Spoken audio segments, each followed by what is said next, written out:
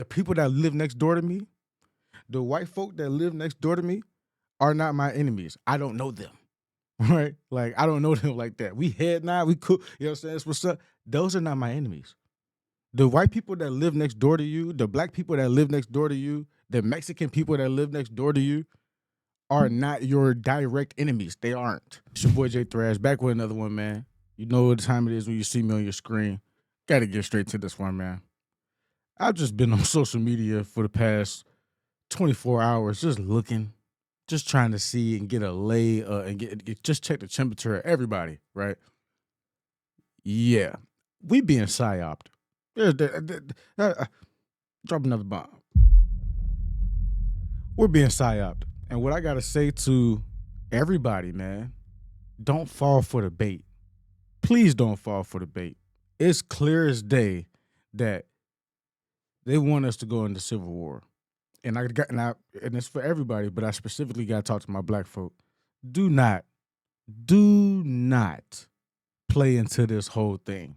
This Charlie Kirk stuff had nothing to do with black folk, so continue to not have nothing to do with it. And in my other video, I was telling y'all to don't celebrate. For the ones who I seen celebrating it, don't celebrate it because it has nothing to do with us. Just let it be, and let it play out however it's gonna play out. And this is why. Now I just seen a video on TikTok, and there is in a couple different places in the U.S. white men, groups of white men protesting and chanting out, "White men fight back." White man fight back! White man fight back! White man fight back! White man fight back! White man fight back! White man fight back! White man fight back! Against who? White men fight back against who? White men? Now, I was told that the video was that these protests started before the Charlie Kirk incident, but then I also seen that somebody else, it was a couple other people said that this was literally happened as this was going on, or like, you know what I'm saying, right after it happened. So I don't know. Take it with a grain of salt. What I am saying and what I'm going to say is that this is exactly what I feel like they wanted to happen, right? I might sound crazy to some, right? And I'm not being I'm not desensitized to death. I'm not being disingenuous. I'm very sincere in what I'm saying, and it is all purely speculation, but I truly believe that we are psyoped. And am I wrong for feeling like somebody like Charlie Kirk was coached into this way of thinking and being like a quote unquote like martyr for a greater cause? Am I wrong to say that when there are other countries that do the same thing and have extremists who would do things like that and, you know, die for their country? And, you know, because it all just seems like this is what's supposed to happen. So now we got quote unquote civil war in the streets between white people who want to include black people, but really we should just be focused on the actual people at hand who had something to do with this, right? And that would be the murderer, right? The murderer, the man who murdered Charlie Kirk, right? So white man. Fight back! White man! Fight back! White man! Fight back! Fight back! Defend our home! Take back our land! I've seen a lot of people, and in this next video I'm about to show you is prime example of why black people talk about white people having privilege so much. And it's because in the beginning, when people thought that this may have been a black person who did this or a immigrant person who did this, it was, oh, give them the death penalty. I seen a lot of that. But now that it's come out that the guy Tyler Robinson is in fact, the person who did this, who is a white man, Christian man, and etc., I don't see that anymore. And I'm not the only one saying it, man. It's a white guy saying the same exact thing as me. Did you see all that racism coming from the right, where before, when they knew who the suspect was, it was all the death penalty must be invoked for shooting Charlie Kirk? Now that it's a cis, white, straight, Christian male again, again, another white Christian male. No one's talking the death penalty anymore. It's a sheriff's kid. Things went blah, blah, blah. That's white privilege. If you don't know by now, now you know. This is what white privilege looks like. I'm not going to tell the white man he's wrong about what white privilege is, because I don't have that. Clearly, I'm not alone in what I see out here. People shouldn't get mad at when black people say there's white privilege out here, because it's displayed in so many different ways. That's just one small, and leave it up. And don't let me tell you that it's white privilege. I'll let a white man tell you that. Again, y'all, don't fall for the bait, though. This for white folk, this for black folk. Do not fall for the bait. If you are just a regular, you got your wits about you, you're not slow in the head, you're not a sheep, you're not following the crowd or following the trend, chill. Because they really want us to go against each other. They really want us to go to war with each other. And we are not our biggest enemies. I repeat, the people that live next door to me, the white folk that live next door to me, are not my enemies. I don't know them, right? Like, I don't know them like that. We head nod, we cool, you know what I'm saying? That's what's up. Those are not my enemies. The white people that live next door to you, the black people that live next door to you, the Mexican people that live next door to you are not your direct enemies. They aren't. And the people who really live their lives and go around thinking like that are actually what's wrong with America. Don't feed into it. Don't fall for the bait. Another reason why I feel like this was a psyop and it's to start civil war is because after Charlie Kirk died, now it's HBCU schools that had to go on lockdown because they were getting threats. These are terrorist threats. We are now following breaking news about a string of threats at a number of historically black colleges and universities today. NBC's Kelly O'Donnell is following this for us. What can you tell us, Kelly? Well, Chris, I think this is at this point in the abundance of caution phase, where universities that are a part of the HBU system, the historically black colleges, a number of them in Virginia, also in Alabama, saying that they have received threats and therefore taking action to lock down a campus or cancel classes or send out warnings to students and to the university community. Obviously, just one day after the Charlie Kirk assassination, in an environment where we have seen a lot of gun violence and a lot of acting out of dangerous threats where citizens can be inadvertently involved in a dangerous circumstance. This is the kind of thing where universities, as they assess a situation, make a determination for what is best for their community and to try to reduce the potential for any harm. By locking down or canceling classes, it clearly reduces the amount of foot traffic. It allows authorities to follow through on any leads. We have made outreach to different kinds of law enforcement, from the federal to the state level and local communities, as well as the Department of Education. Update to the Bethune-Cookman story. So apparently over 6 historically HBCU colleges have been targeted with terrorism or threats of terrorism. Alabama State University, Virginia State University, Hampton University, also Virginia Southern University, also Bethune-Cookman University, Clark Atlanta University, also. Numerous universities, as mentioned before, are placed on lockdown due to active threats.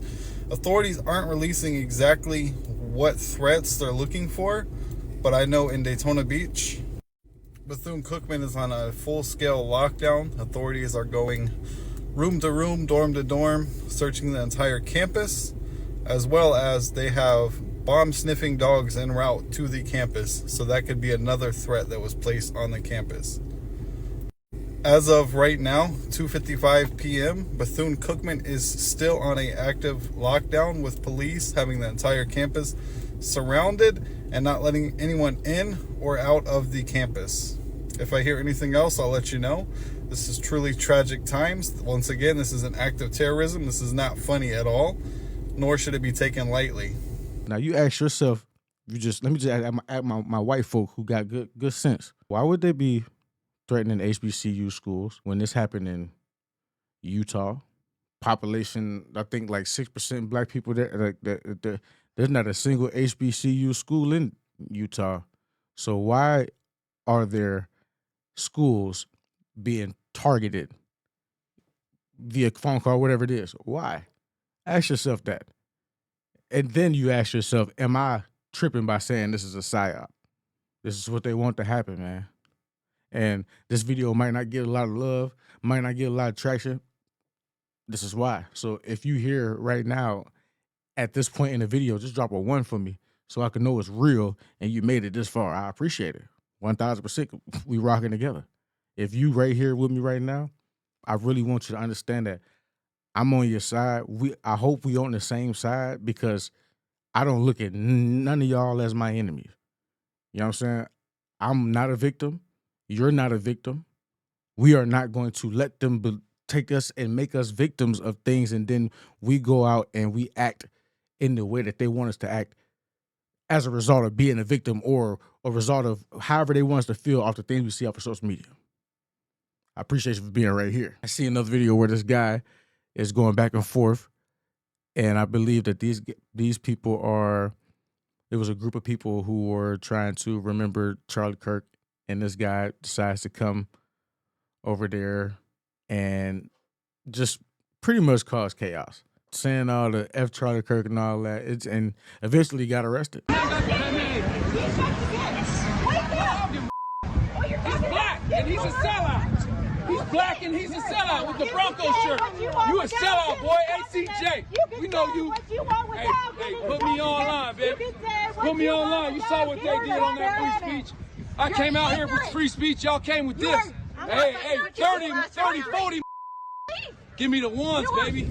Shoot the ones with me. Anybody. All y'all. Charlie Kirk! Charlie Kirk! Look at this guy. You're a piece of shit. Come with it. Oh, you're protected. You're bad. No, I don't believe in these. Believe that. Believe that. No, I believe that. I didn't ask for no help. I didn't ask for no help. You got you think I asked for help? I teach you. Oh, yo, no, man. Get out of the street. Get out of the street. I'll take a shot in the street. Go. You are. You're a sellout. You are a sellout. You ain't Mexican. You pass for white. You go in the store, they treat you good. You know why? You like talking about people like that? Oh, yeah. Yeah, now handle this now. You fucking piece of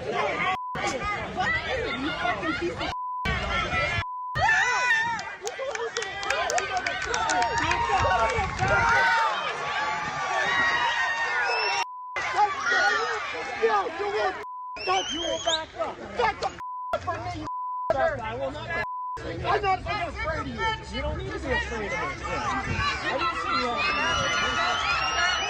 Go away from me. I'm not backing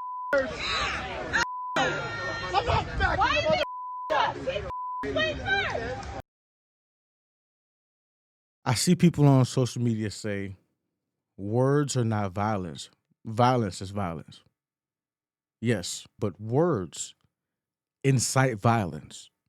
So Charlie Kirk wasn't. I can't say that he was trying to incite violence. No, not incite violence. He's not going out here and saying just kill whoever or. I mean, shoot. Let me not say. I ain't seen all the speeches, so let me not speak too much. When you have a stance like he has, a strong stance like he has, and it actually goes against different groups of people, stuff happens.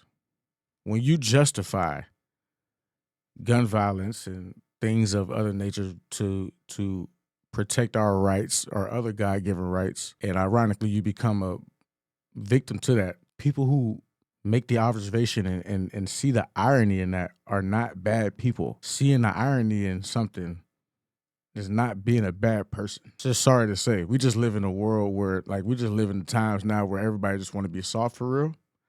And I guess you could say that about whoever killed Charlie Kirk too, because you don't have to, You don't have to kill the man for what he believed. I believe that.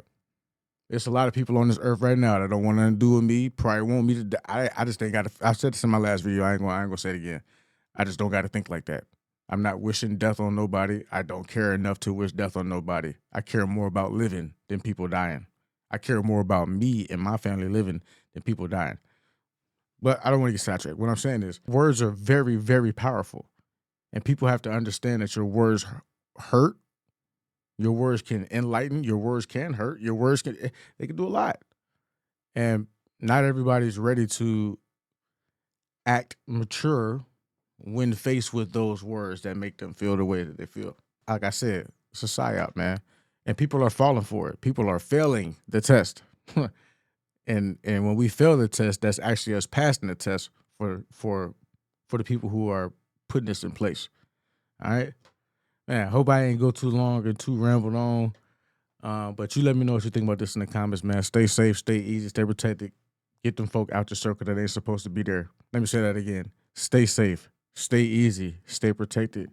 Get those folk out your circle that ain't supposed to be there.